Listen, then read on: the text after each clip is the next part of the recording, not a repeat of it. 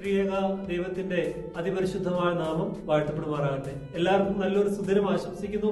പ്രിയപ്പെട്ടവർ, ഇന്ന് നമ്മൾ ചിന്തിക്കുന്ന ഒരു വചനം യെരമ്യാ പ്രവാചകന്റെ പുസ്തകം 29 അധ്യായം 11 വചനം. കർത്താവ് അരുളി ചെയ്യുന്നു, നിങ്ങളെ കുറിച്ചുള്ള പദ്ധതി എന്റെ മനസ്സിലുണ്ട്, നിങ്ങളുടെ നാശത്തിനല്ല ക്ഷേമത്തിനുള്ള പദ്ധതിയാണത്, നിങ്ങൾക്ക് ശുഭമായ ഭാവിയും പ്രത്യാശയും നൽകുന്ന പദ്ധതി. കർത്താവിനാൽ ഏറ്റവും സ്നേഹിക്കപ്പെട്ടവരെ, നമ്മളൊക്കെ പലതരത്തിലുള്ള പദ്ധതികളും പ്ലാനുകളും ഒക്കെ ചെയ്യുന്നവരാണ്. നമ്മൾ ചെയ്ത ഓരോ കാര്യങ്ങളും അത് കൃത്യസമയങ്ങളിൽ പൂർത്തീകരിക്കണമെന്ന് നമ്മളൊക്കെ ആഗ്രഹിക്കാറുണ്ട്. എന്നാൽ പലപ്പോഴും ചില കാര്യങ്ങളൊന്നും കൃത്യമായ സമയത്ത് പൂർത്തീകരിക്കാനാവാതെ വരുമ്പോൾ, നമ്മൾ ഉദ്ദേശിച്ച പോലെ നടക്കാതെ വരുമ്പോൾ നമ്മളൊക്കെ ഭാരപ്പെടാറുണ്ട്. പ്രിയപ്പെട്ടവരെ, ഇന്ന് ദൈവത്തിന്റെ പരിശുദ്ധാത്മാവ് നമ്മോട് പറയുന്നത് ദൈവത്തിന്റെ സമയത്തിൽ വിശ്വസിക്കുക എന്നുള്ളതാണ്. ദൈവത്തിന്റെ സമയത്തിൽ വിശ്വസിക്കുക എന്നുള്ളത്. സഭാപ്രസംഗയുടെ പുസ്തകം 3 അധ്യായം അതിന്റെ 1 തിരുവചനം ഇപ്രകാരം പറയുന്നുണ്ട്: എല്ലാറ്റിനും ഒരു സമയമുണ്ട്, ആകാശത്തിന് കീഴിലുള്ള സമസ്ത കാര്യത്തിനും ഒരവസരമുണ്ട്. പ്രിയപ്പെട്ടവരെ, നമ്മൾ ഏതൊരു കാര്യം ചെയ്താലും അതിന്റെ പൂർത്തീകരണത്തിനായിട്ട് ഒരു സമയം ദൈവം നിശ്ചയിച്ചിട്ടുണ്ട്. അതുകൊണ്ട് തന്നെ ദൈവത്തിന്റെ സമയത്തിന് വേണ്ടി നമ്മൾ കാത്തിരിക്കുക. ദൈവത്തിന്റെ വാഗ്ദാനങ്ങൾ നമ്മുടെ ജീവിതത്തിൽ നടത്തപ്പെടാൻ തക്കവണ്ണം, നിറവേറാൻ തക്കവണ്ണം അതിനുവേണ്ടിയുള്ള സമയത്തിനായിട്ട് കാത്തിരിക്കണം. അബ്രഹാമിന്റെ ജീവിതം പരിശോധിക്കുമ്പോൾ ഉൽപ്പത്തിയുടെ പുസ്തകം 21 അധ്യായം അതിന്റെ 2 തിരുവചനം ഇപ്രകാരം നമ്മളോട് സംസാരിക്കുന്നത് ഇങ്ങനെയാണ്: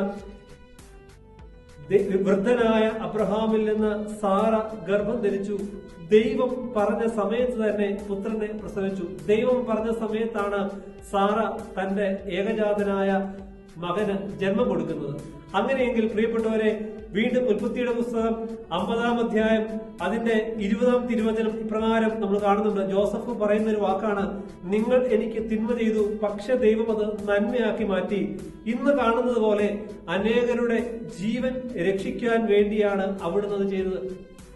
ജോസഫ് പറയുന്നു, തന്റെ സഹോദരന്മാർ തന്നെ ഉപദ്രവിച്ചതും തന്നെ പൊട്ടക്കണത്തിൽ ഇട്ടതും മിദ്യാനെ കച്ചവടക്കാർക്ക് വിറ്റ് കളഞ്ഞതും പുത്തിഫറിന്റെ ഭവനത്തിലേക്ക് എത്തപ്പെട്ടതും മുതലായ പല കാര്യങ്ങൾ ജോസഫിന്റെ ജീവിതത്തിൽ സംഭവിക്കുമ്പോൾ അത് ദൈവം അനുഗ്രഹമാക്കി മാറ്റി എന്നാണ് ജോസഫ് അവിടെ പറയുക. പ്രിയപ്പെട്ടവരെ, നമ്മുടെ ജീവിതത്തിൽ പല തടസ്സങ്ങൾ, പല പ്രതിസന്ധികളൊക്കെ കടന്നു വരുമ്പോൾ നിരാശപ്പെട്ടു പോകാതെ അതിന് പിന്നിൽ ദൈവത്തിനൊരു പദ്ധതി ഉണ്ടെന്ന് നമ്മൾ തിരിച്ചറിയുക. യേശുക്രിസ്തു ഈ ഭൂമിയിലേക്ക് കടന്നു വരാൻ ഒരു കാലസമ്പൂർണത ആവശ്യമായിരുന്നു.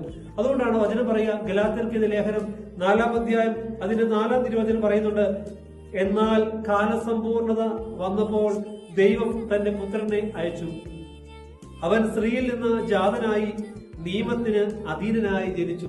യേശുക്രിസ്തു ഈ ഭൂമിയിൽ ജനിക്കണമെന്ന് പിതാവിന്റെ നിശ്ചയമാണ്. അത് എപ്പോൾ വേണമെന്ന് പിതാവിന്റെ ഹിതപ്രകാരം ആ സമയം വന്നപ്പോഴാണ് അവൻ ഭൂമിയിലേക്ക് എഴുന്നള്ളി വന്ന് പരിശുദ്ധ കന്യാമറിയാമിൽ നിന്ന് ശരീരമെടുത്ത് ഈ ഭൂമിയിൽ ജനിക്കുന്നത്. അതുകൊണ്ട് തന്നെ പ്രിയപ്പെട്ടവരെ, നമ്മുടെയൊക്കെ ജീവിതത്തിൽ ദൈവം നമ്മുടെ ജീവിതത്തിൽ സംഭവിക്കേണ്ട പല കാര്യങ്ങൾക്കും ഒരു സമയം നിശ്ചയിച്ചിട്ടുണ്ട്. ആ സമയത്തിന് വേണ്ടി നമ്മൾ കാത്തിരിക്കുക. പ്രതിസന്ധികൾ ജീവിതത്തിൽ കടന്നു വരുമ്പോൾ നിരാശപ്പെട്ടു പോകാതെ ദൈവത്തിന്റെ സമയത്തിനായി നമുക്ക് ക്ഷമയോടെ കാത്തിരിക്കാം. അതിന് ഈ വചനഭാഗം ഇടയാകട്ടെ. സർവശക്തനായ ദൈവം നിങ്ങളെല്ലാവരെയും വാഴ്ത്തി അനുഗ്രഹിക്കുമാറാകട്ടെ. ആമേൻ.